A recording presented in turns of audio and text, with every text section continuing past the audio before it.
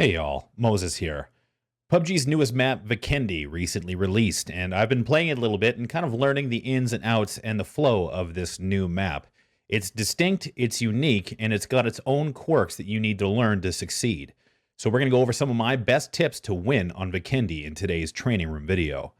So without further ado, let's get started.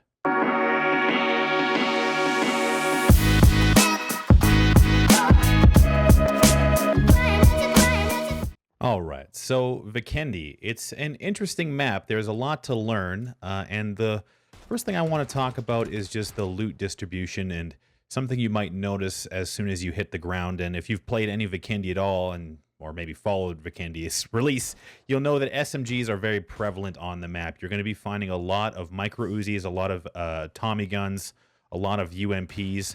They're basically all over the place, and I think that's just due to the devs' decision to include a lot of SMG related unlocks when it comes to the event pass in Vikendi.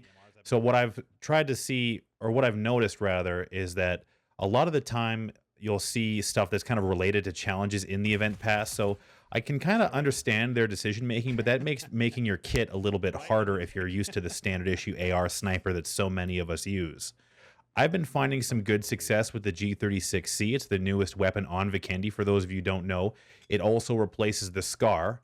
One thing that's kind of interesting is I'm not sure why they never replaced the M4, probably because it's the most popular gun in the game. But again, the Scar has been replaced with the G36C. It has similar handling, similar kit as far as it only takes a muzzle, a grip, and an extended magazine along with the standard issue sight. You can put whatever you want on it. It is an AR. It takes all those AR attachments. It's relatively easy to shoot. I think it has a deceptively fast rate of fire.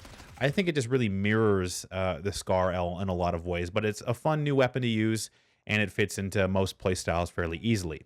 Now, speaking a little bit more about gear, the one thing that I do notice a lack of is snipers. You're going to find a lot of sniper attachments, but both DMRs and sniper rifles seem to be very rare on the map. M24s, Car 98s, I don't see a lot of, and even SLRs and SKSs, I don't see very much either.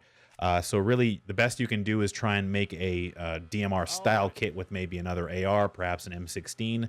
But generally, I don't really know, again, what the idea is behind the weapon balance. But because of the level 3 helmets, that is correct, the level 3 helmet is back on the loot table in Vikendi. SLRs are probably the best weapon you can use as a secondary. Bolt action rifles essentially suffer a pretty major nerf with so many level 3 helmets running around the map. That's also in tandem with the level 3 vests.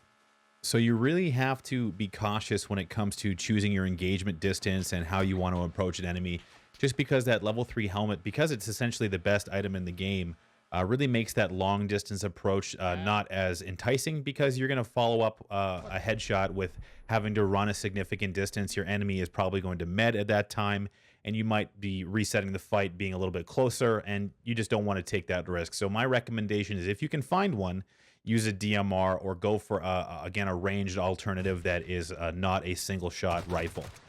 Beyond that, as far as the terrain and the strategy is concerned on Vikendi, I think there's a lot to be said with crashing middle. Now, this is a strategy used in many different maps, specifically Erangel, Miramar, Sandhawk to an extent as well, depending on your playstyle.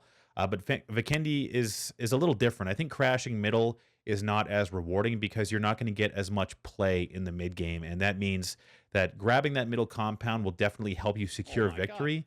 But there's going to be a time, considering how Vikendi's circles are laid out, that you're probably going to be facing some downtime, and that might get you a little rusty, or maybe you won't be ready for the next engagement.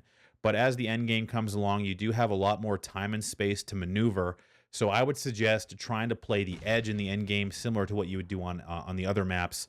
But just be ready to take fights.